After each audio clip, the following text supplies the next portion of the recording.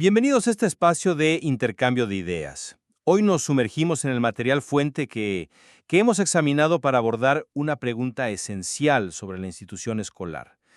¿Cuál es su función primordial? La conversación va a girar en torno a si la tarea central de la escuela, tal como la perfilan estos textos, es fundamentalmente ser un lugar para la constitución psíquica, ¿no? Y la transformación subjetiva del individuo. O si, por el contrario, su rol principal continúa siendo la socialización, la transmisión cultural y la adquisición de conocimientos. Un marco, pausa, dentro del cual lo psíquico es un componente importante, claro, pero no el único ni necesariamente el definitorio. Desde mi lectura, voy a sostener que el material destaca a la escuela como un crisol indispensable para el desarrollo psíquico y la configuración del sujeto. Y mi perspectiva, bueno, será que basándonos en esa misma fuente, la función social e integradora de la escuela es la que predomina y estructura las demás funciones. Es dentro de este marco más amplio, argumentaré, donde debemos situar y comprender el importante rol de los procesos psíquicos que el material describe con tanto detalle. A ver, desde mi punto de vista, el material presenta a la escuela no solo como un lugar de aprendizaje, sino como un espacio privilegiado, casi diría, fundacional para que la subjetividad se constituya y se enriquezca. Por ejemplo, se insiste mucho en el concepto de plasticidad psíquica, esa capacidad, digamos, del aparato psíquico para modificarse con la experiencia. El texto sugiere, si leemos con atención pasajes como los de las páginas 16 y 22, que la escuela tiene una oportunidad única para fomentar esta plasticidad, para ayudar a incorporar novedades y facilitar transformaciones internas en los estudiantes. No hablamos solo de acumular información, sino de una reconfiguración subjetiva profunda. Además, el material subraya una y otra vez la centralidad del mundo afectivo, la curiosidad genuina, el deseo de saber, la necesidad imperiosa, diría yo, de poder elaborar las propias emociones, mencionadas explícitamente como motores del aprendizaje en páginas como la 15 y la 27, son vistas como condiciones indispensables para que el aprendizaje sea realmente significativo y no mera repetición. La escuela, así entendida, se convierte en un escenario clave para la simbolización, es decir, para la capacidad de representar internamente el mundo y las propias vivencias, y para una complejización psíquica que trasciende la simple instrucción. De hecho, la asimilación de contenidos parece estar intrínsecamente anudada a este proceso subjetivo, como se puede inferir de las reflexiones en las páginas 57 y 63. Ideas como la escuela funcionando como un jarro de cristal, o la necesidad de una hospitalidad institucional exploradas en las páginas 16, 31 y 35, apuntan directamente a esta función de contención emocional y transformación psíquica como el núcleo de su labor. Profunda. Sin embargo, mi lectura me lleva a situar esa exploración dentro de un contexto institucional y social que el propio material define como primordial. Ya desde el inicio, en la página 23, por ejemplo, se nos recuerda que la escuela es una institución social obligatoria. Su mandato fundamental, tal como yo lo interpreto, es insertar al niño o la niña en el tejido de la cultura y la sociedad. Los procesos psíquicos que el texto describe con tanta riqueza, y coincido en su importancia, ocurren dentro de este marco. La función principal, la que estructura las demás, pues sigue siendo la transmisión de conocimientos, normas sociales y habilidades consideradas necesarias para desenvolverse en la vida colectiva. Esto se desprende de análisis presentes en páginas como la 14 y la 91, que abordan la función cultural de la escuela. Además, el texto menciona de forma explícita que la escuela debe atender a la diversidad creciente, facilitar el encuentro crucial con los otros, con la alteridad, y preparar para navegar un mundo cada vez más complejo. Todas estas son funciones eminentemente sociales y culturales, ¿no? Ver P17 25 32. Por lo tanto, argumentaría que el desarrollo psíquico y la elaboración afectiva, si bien son cruciales y el material los destaca acertadamente, son presentados más bien como herramientas o condiciones necesarias para posibilitar una integración social más plena y un aprendizaje culturalmente relevante. No me parece que se postulen como el fin último que opaque las otras misiones esenciales de la escuela. El énfasis en la subjetividad, tal como lo entiendo al leer reflexiones como las de las páginas 37 y 109, debe comprenderse en el contexto de esta función socializadora primordial como aquello que permite una inserción más rica y crítica en lo social, no como un objetivo aislado o jerárquicamente superior. Admito la importancia del marco social que planteas, claro que sí, pero me pregunto si esa perspectiva no diluye un poco la radicalidad con la que el texto insiste en la centralidad del afecto y el deseo como condición de posibilidad del aprendizaje mismo. Las páginas 15 y 27, por volver a ellas, son bastante elocuentes. Sin la movilización de la curiosidad, del deseo de saber, de eso que podríamos llamar pulsión, esa energía psíquica básica que nos mueve, el aprendizaje corre el riesgo de volverse algo mecánico, superficial, una mera formalidad. El texto llega a hablar de una escuela hospitalaria, como mencioné, página 31-35. Entiendo esta hospitalidad no como una simple bienvenida cordial, sino como la capacidad institucional de ofrecer un espacio que no solo tolere, sino que activamente acoja y permita elaborar internamente los afectos de los estudiantes, incluso aquellos que resultan conflictivos, disruptivos o dolorosos. Se resalta la importancia del vínculo con el docente, de los fenómenos transferenciales, esa repetición inconsciente de vínculos pasados en la relación actual, e incluso del juego, ver p. 57-77, como elementos constitutivos del proceso mismo de aprender.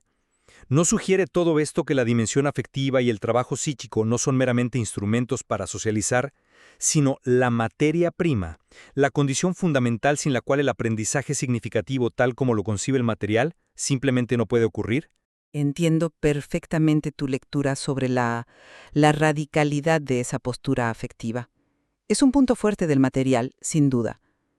Mi inquietud, sin embargo, surge al preguntarme si un énfasis tan marcado, casi exclusivo por momentos, en la dimensión pulsional, en el deseo, en esa hospitalidad que describes como casi incondicional, no corre el riesgo de desdibujar o minimizar otra función igualmente esencial de la escuela, que también está presente, aunque quizás menos enfatizada, en el material: la de proveer estructura, la de establecer límites necesarios, la de organizar la transmisión de saberes de una forma sistemática y ordenada. El texto habla, por ejemplo, de modalidades de aprendizaje diferenciadas, página 27, lo cual implica una estructura que las reconoce y las encausa. Recuerda la definición de escuela como institución social obligatoria, página 23, que conlleva inevitablemente una dimensión normativa. Y aunque no se detalle, la existencia de un currículum o de contenidos a transmitir está implícita en discusiones como las de la página 91 sobre la cultura. Entonces la pregunta que me surge es: ¿cómo se compatibiliza esa hospitalidad radical que parecería abrirse sin reservas a lo pulsional con la función inevitablemente normativa, estructurante y en cierto modo disciplinadora que toda institución educativa debe cumplir para poder transmitir un cuerpo de conocimientos y valores culturales? ¿No expone el texto una tensión inherente aquí, una tensión que quizás no resuelve decantándose completamente por lo puramente afectivo, sino que, bueno, nos invita a pensarla? Esa tensión existe, por supuesto, sería ingenuo negarla. Pero mi interpretación es que el material, al explorar esa tensión, se inclina consistentemente hacia la necesidad de priorizar la emergencia de la singularidad. Observa la insistencia con que se presenta la escuela como un espacio crucial para romper con la homogeneidad inicial, a menudo proveniente del entorno familiar, página 17-23, y para permitir el despliegue de la particularidad irrepetible de cada sujeto, lo que el texto llama su constitución subjetiva. Se habla explícitamente de la necesidad de atender las diferencias individuales. Se valora la plasticidad psíquica, página 22, como una oportunidad para el cambio singular, y se analizan las distintas modalidades individuales de aprendizaje y simbolización, página 26-27, no para estandarizarlas, sino para comprenderlas en su especificidad. Es justamente crear las condiciones afectivas, vinculares, simbólicas, para que esa singularidad, esa subjetividad única y en proceso pueda emerger, consolidarse y complejizarse.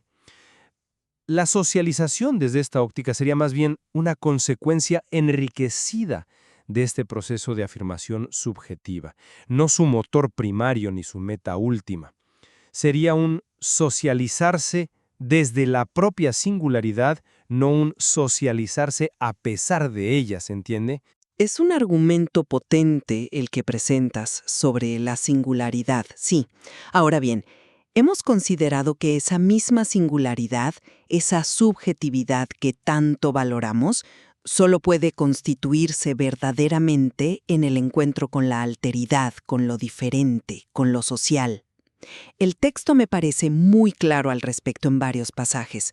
Describe a la escuela como el lugar privilegiado del encuentro con otros, página 17-25, un espacio donde el niño o la niña se ve confrontado con perspectivas, normas y presencias que van más allá de su núcleo familiar. Habla de la inserción necesaria en una trama social y cultural que preexiste al individuo y que lo moldea, página 23-32. Incluso se menciona la función de la escuela en ayudar a superar ciertas restricciones o limitaciones culturales previas, página 91, y se la nombra directamente como agente de socialización, página 17. Entonces, la cuestión que se me plantea es, ¿cómo se articula realmente la promoción de lo singular con la necesaria adaptación e integración a lo común, a esa cultura compartida que la escuela transmite?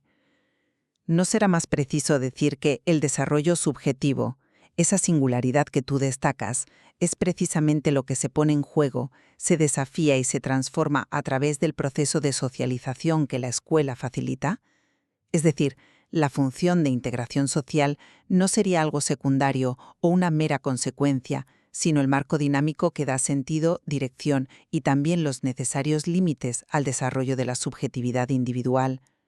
Lo social no anularía lo singular, sino que lo haría posible en su complejidad relacional. Justamente para comprender esa articulación tan compleja y delicada entre lo singular y lo social, entre el torrente afectivo y la adquisición de conocimiento, entre la libertad subjetiva y la norma cultural, no son precisamente las herramientas conceptuales provenientes del psicoanálisis tan profusamente utilizadas a lo largo del material las que nos permiten ir más allá de una visión simplista o meramente conductual. Conceptos como el de simbolización, esa capacidad humana fundamental de representar mentalmente la ausencia, de crear significado, sublimación, la posibilidad de derivar la energía pulsional hacia fines socialmente valorados como el arte o el conocimiento, la idea de una función continente por parte del docente o la institución, la capacidad de recibir y procesar las ansiedades y angustias del otro, la necesidad de elaborar duelos y pérdidas inherentes al crecer y aprender,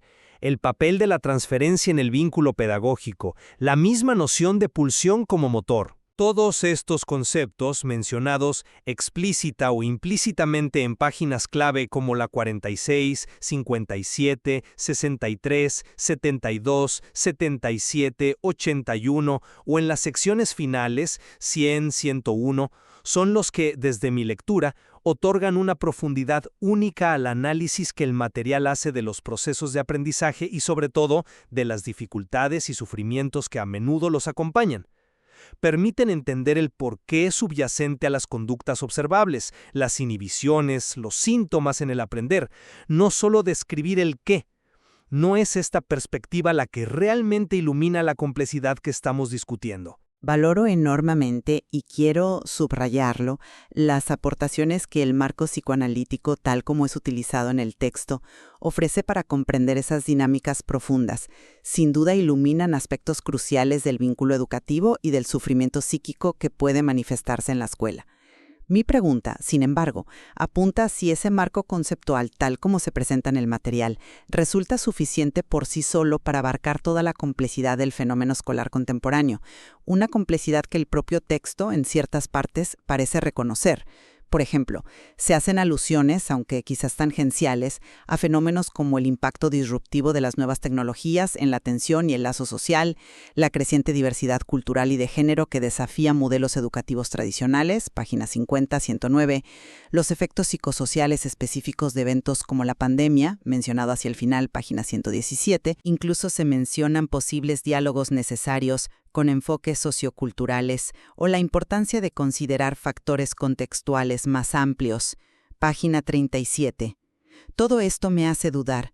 ¿No sugiere el propio material, quizás implícitamente, que si bien el marco psicoanalítico es potente y necesario, podría requerir ser complejizado, articulado o integrado con otras perspectivas sociológicas, neurocientíficas, pedagógicas, críticas, para dar cuenta de la totalidad de los desafíos y funciones de la escuela actual que el mismo texto esboza? ¿O corremos el riesgo, al aferrarnos exclusivamente a esta lente, de realizar una lectura que, aunque profunda en su especificidad, resulta inevitablemente parcial frente a la multiplicidad de factores y demandas que atraviesan hoy a la institución escolar? Bueno, para concluir mi posición, reafirmo mi lectura central. El corazón de la visión que emana de este material, su aporte más distintivo y transformador, reside en concebir la escuela primordialmente como un espacio vital para el trabajo psíquico. Es en esa arena intersubjetiva, sostenida por vínculos significativos, donde la subjetividad tiene la oportunidad única de constituirse, de complejizarse, de encontrar vías para simbolizar y elaborar las experiencias vitales, la adquisición de conocimientos y la necesaria socialización, siendo sin duda importantes, adquieren su sentido más profundo y duradero, su posibilidad de ser verdaderamente asimiladas, precisamente dentro de este marco de desarrollo y apuntalamiento subjetivo. Lo psíquico no es un mero acompañante, es la condición de posibilidad. Con el material, ésta se inscribe siempre, y a mi juicio de manera estructural, dentro de la función primordial de la escuela como institución social, cultural e integradora. El objetivo último, el horizonte que da sentido a la tarea escolar, sigue siendo la inserción activa, crítica y, si se quiere, creativa del individuo en la cultura y en la sociedad. El trabajo sobre la subjetividad, la elaboración afectiva, la capacidad de simbolización son herramientas potentísimas y condiciones necesarias para alcanzar ese fin de una manera más plena y humana, pero no deben, en mi opinión, eclipsar ni reemplazar la naturaleza fundamentalmente social, cultural y transmisora de la misión escolar. Queda claro, entonces, que el material fuente nos confronta de manera directa con una tensión inherente, una dialéctica constante, y creo que coincidiremos, muy productiva, entre las necesidades profundas del psiquismo individual en desarrollo y las demandas, funciones y estructuras propias de la institución social que llamamos escuela, inserta a su vez en una cultura determinada. Exactamente.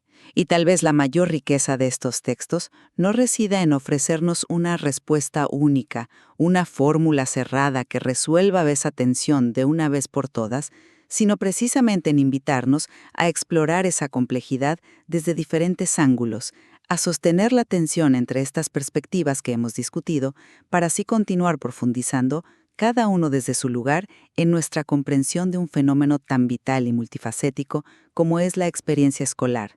La conversación, sin duda, queda abierta.